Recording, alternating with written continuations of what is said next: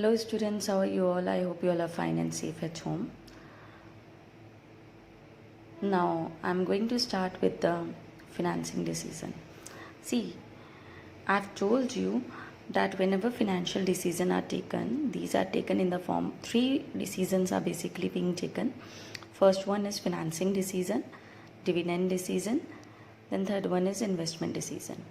As you can see that financial officer or manager is there, he is taking financial decisions. So financial decisions includes in itself financing decision, dividend decision and investment decision. Financing decision की अगर हम बात करें, I'm giving you a gist that it is regarding that how much ratio should be there between debt and equity. Okay, कितना debt होना चाहिए, कितना equity होना चाहिए, that is financing decision. Dividend decision, how much the organization should pay dividends to the shareholders. It means profit earn करने के बाद कितना रिटेन्ड अर्निंग्स करना चाहिए और कितना डिविडेंड के फॉर्म में सेल कर देना चाहिए. Okay, and investment decisions are related to capital budgeting and working capital. Capital budgeting is investing in the fixed assets, okay, and working capital is regarding short term assets, so we can say expenditure regarding day to day activities. Okay, there should be liquidity in the business for day to day activities. So one by one I am going to start with this. I am starting with the financing decision first of all. Okay, so let's start with this decision, financing decision. This decision is about the quantum of finance to be raised from various long-term sources. Like when financing decision is being taken, तो financing decision में हम बात करते हैं date और equity की, कि कितना डेट होना चाहिए, कितना इक्विटी होना चाहिए. इट मीन्स कहीं ना कहीं हम बात कर रहे हैं कि कितने बोरोड फंड्स होने चाहिए, कितने इक्विटी फंड्स होने चाहिए, ओन फंड्स होने चाहिए, यानी कहाँ से फिनेंस को फंड्स को अरेंज किया जाएगा. तो quantum of finance to be raised from various long term sources. Quantum quantity of funds, कि कितनी क्वांटिटी, कितना पैसा कलेक्ट करना है from various long term sources. Okay, this is financing decision. Short term sources की अगर हम बात करें तो शॉर्ट टर्म सोर्सेज जो हैं वो वर्किंग कैपिटल मैनेजमेंट में आ जाते हैं, and that is investment decision. Okay, now financing decision involves identification of available resources, और मेन हमारे पास क्या होते हैं sources, share holders funds, that is your own funds and borrowed funds. Okay, तो इन दो की बात होती है. ओके, शेयर होल्डर फंड्स क्या होते हैं, you have studied this in your class 11th as well. It refers to the equity capital. Equity shares के थ्रू जितनी भी फंड्स जो हैं अरेंज करता है organisation, that is equity capital. And retained earnings, it includes in itself preference shares as well. Okay, borrowed funds refers to the finance rates through debentures और other forms of debts. Other forms में आ जाता है आपका bank loans etcetera as well. Okay, a firm has to decide the proportion. अब इन दोनों के बीच का प्रपोर्शन कितना होना चाहिए. I have told you that how much should be debt and how much should be equity. That is basically financing decision.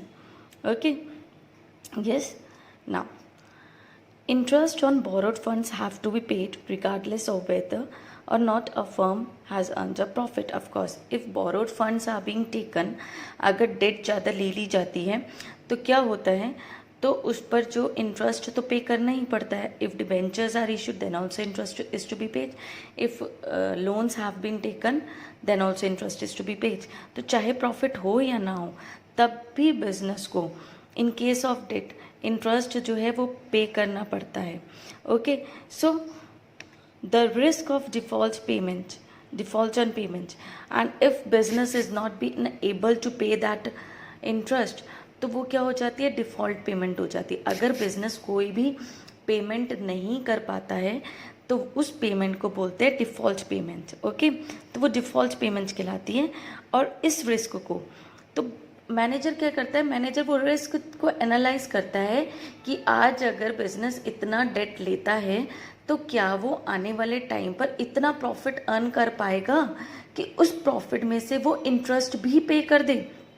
For example, bank ने loan लिया, ऑर्गेनाइजेशन ने लोन लिया 6% इंटरेस्ट रेट पर, तो इट मीन्स बिजनेस 6% से ज़्यादा earn करेगा तभी तो वो 6% इंटरेस्ट पे कर पाएगा, है ना।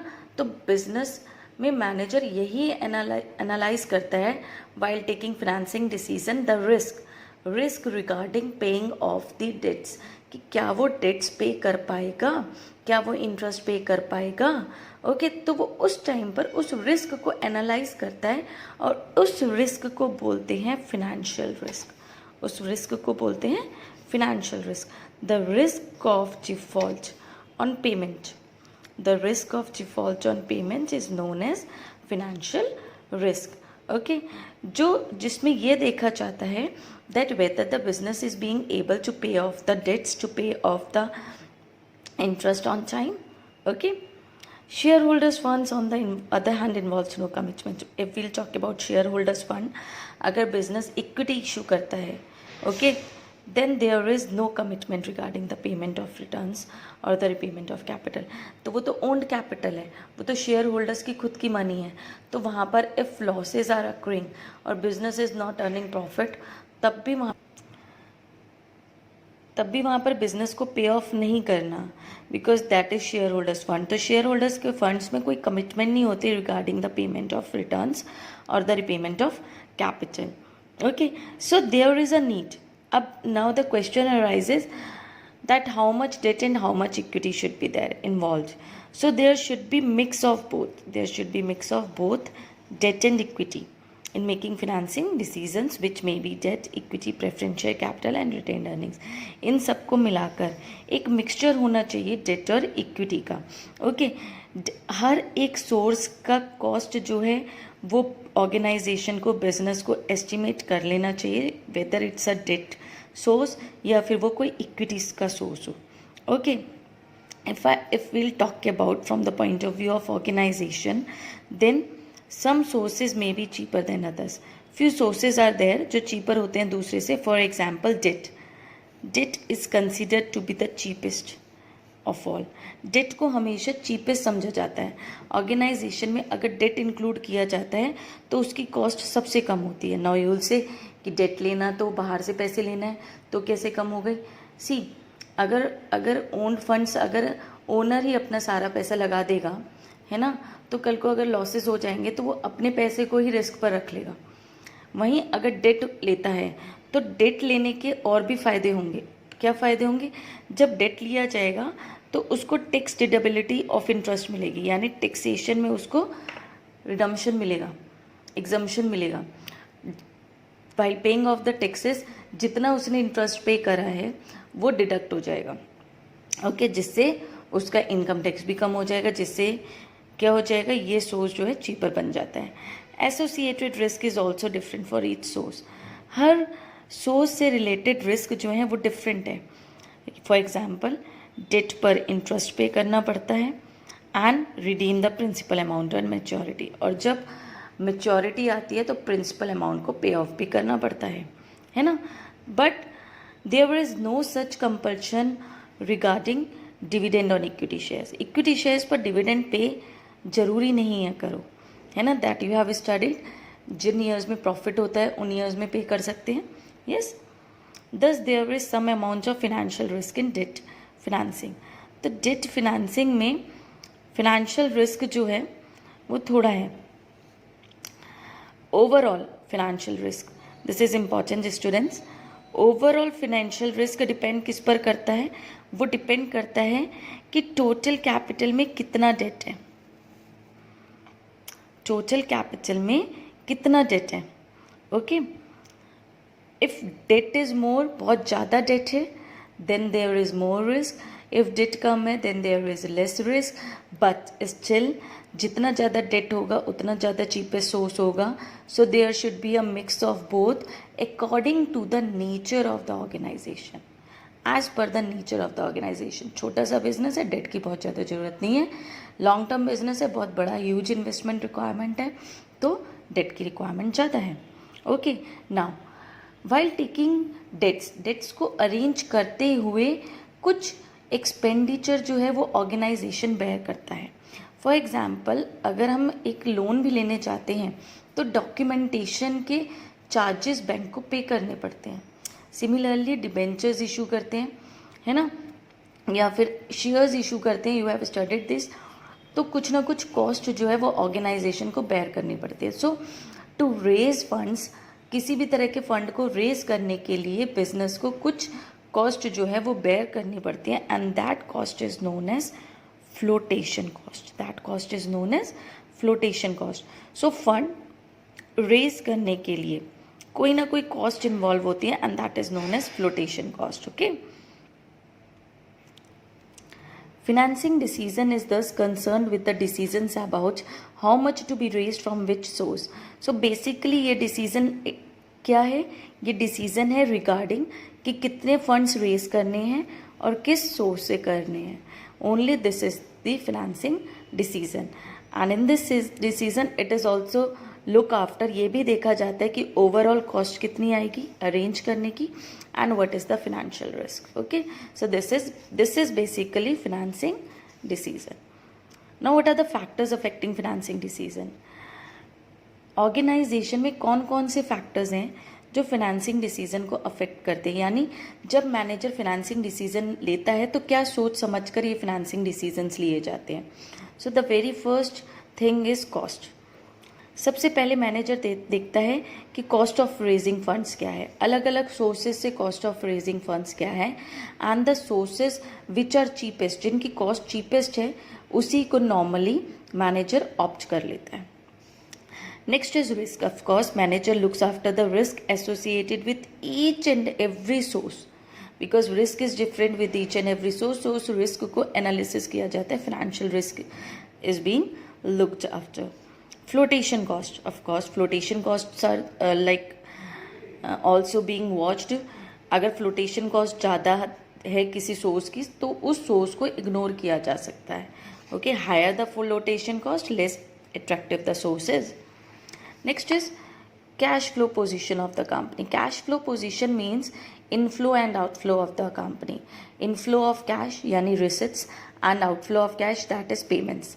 Okay, so if the cash flow position is stronger का मतलब होता है if inflow of cash is more, receipts ज़्यादा हैं, यानी बिजनेस के पास कैश ज़्यादा आता है, पेमेंट्स कम होती है, then at that time debt financing is more viable, यानी debt financing is more good than equity.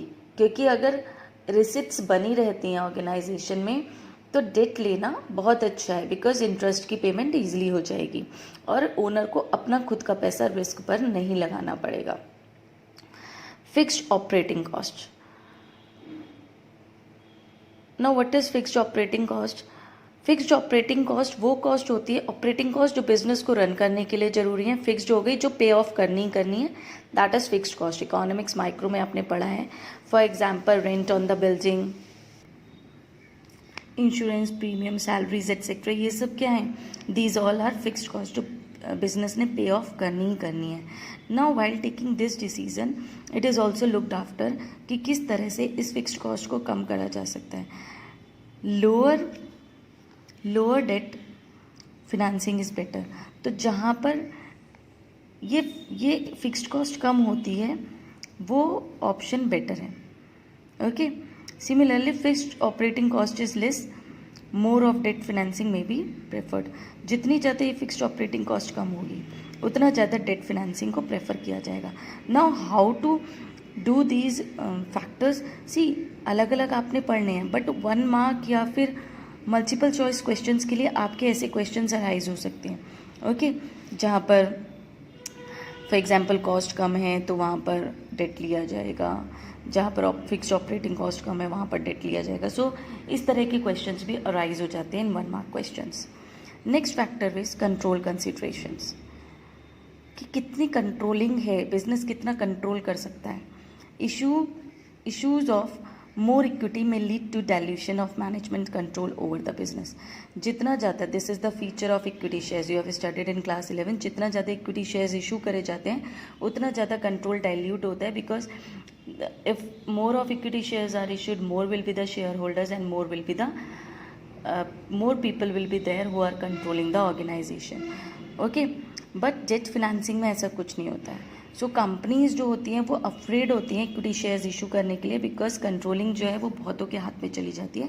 That's why अगर कंट्रोल कंसिड्रेशंस को दिमाग में रखकर मैनेजर डिसीजन लेता है then debt is a good option. Last is stage of capital market. Capital market की health भी अफेक्ट करती है सोर्स ऑफ फंड कैसा हो. Okay, during the period when stock market is rising, जब स्टॉक मार्केट राइज हो रहा हो, जब शेयर प्राइसेस राइज हो रहे होते हैं, then more people invest in equity, तब ज़्यादातर लोग इक्विटी में इन्वेस्ट करते हैं. वहीं जब कैपिटल मार्केट डिप्रेस्ड है, यानी जब शेयर प्राइसेस कम हो रहे हैं, then issue of equity shares is difficult for any company. Okay, यानी सिंपल सी बात है, जब प्राइसेस बढ़ रहे हैं तो इक्विटी में इन्वेस्ट करते हैं लोग, तो इक्विटी शेयर्स इशू करने चाहिए ऑर्गेनाइजेशन को.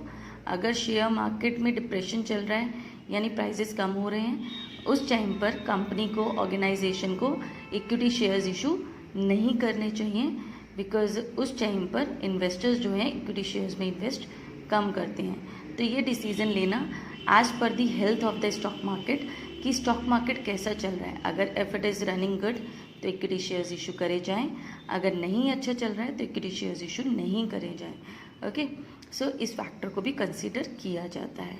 सो these are the factors affecting financing decision. So this is regarding your financing decision. Now one case study is given here. This you have to study yourself, students. Okay, and this is all for today, students. Thank you. Have a nice day.